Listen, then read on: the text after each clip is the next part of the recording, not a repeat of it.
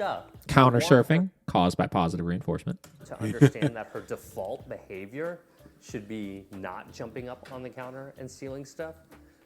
That would be my preference, but her default behavior right now when in this situation is just to jump up there, so I have to work on this. We have been starting off-leash training in certain parts of the house, just not so much in the kitchen yet. And again, for whether it's for video purposes or not, this is your personal dog, dude, right? And you're just sitting there filming this video, just letting the dog get away with all of this.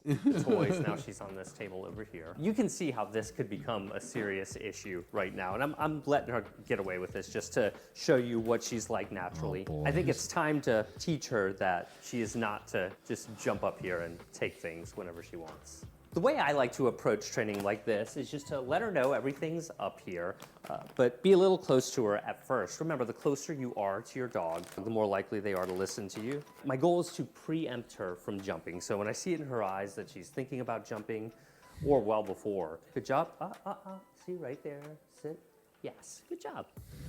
You can't jump up here, Inertia. Speaking of your dog in full sentences. Yeah. I want to be real purposeful, make it extra tempting. Yes. So you'll want to dedicate a few seconds. So you haven't, right? So like all that's happening right now is you're distracting the dog from the stuff on the counter. But here's the thing, right? Where do people typically struggle with counter surfing?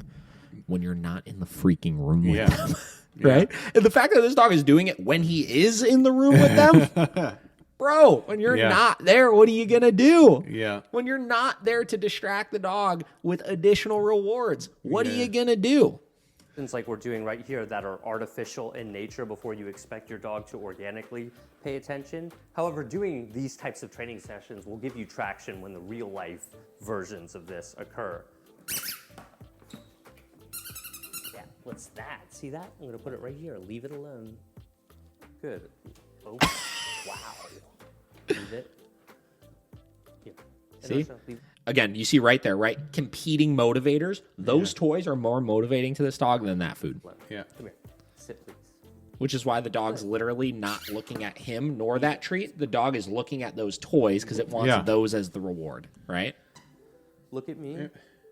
Good. Do you see how many things The dog did not even look at him. He said, look at me. The dog looked for half a second, went back to the toys, then he just put the food in front of the dog's back face. to the leave it, look at me combo?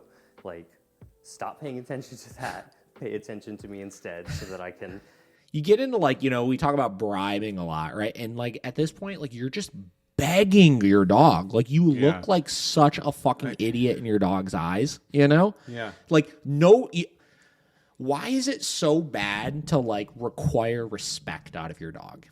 You know what I mean? Like why is it so bad for me to say like some of this stuff is just not fucking optional, right? Yeah. Some of this stuff you just have to do or have to not do. There's not always going to be something in it for you, right? There are things I have to do on a day-to-day basis that don't give me pleasure to do, right? They're not the most satisfying things to do, but I know that I have to do them, right? Yeah. And that's a part of building internal kind of confidence, confidence in myself, confidence in, knowing that some of those things that I do are for the better enjoyment of the rest of my life. And in dogs' cases, it's the same way, right? A lot of this kind of like respect that we look at, that we need to achieve with our dogs really comes from the idea that if I can get you to respect me in some of these situations and know that there's some things you just absolutely cannot do, you'll be able to do more and live a better, longer, happier life with me. Yeah. You know what I mean? Like that's what this stuff comes down to.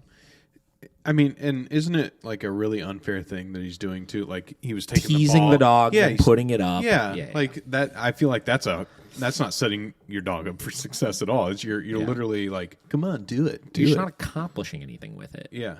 Give you proper direction. Good job. You're doing great. So this is a pretty successful training session here. 2 seconds ago. Success. It wasn't. Success. Settle.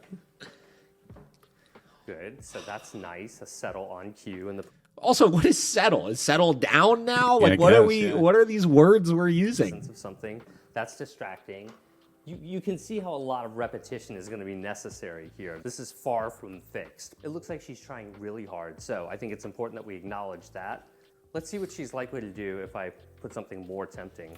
Okay, well, Jump that's on- jump what on the she's counter. likely to do. Leave it alone. Good job.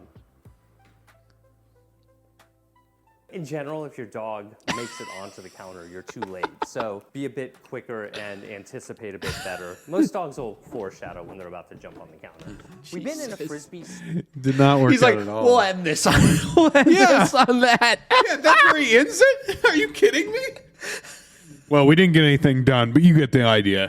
You know, again, you get to this concept over time will help you get to this goal. Yeah. Right? Unbelievable. I can't even handle this.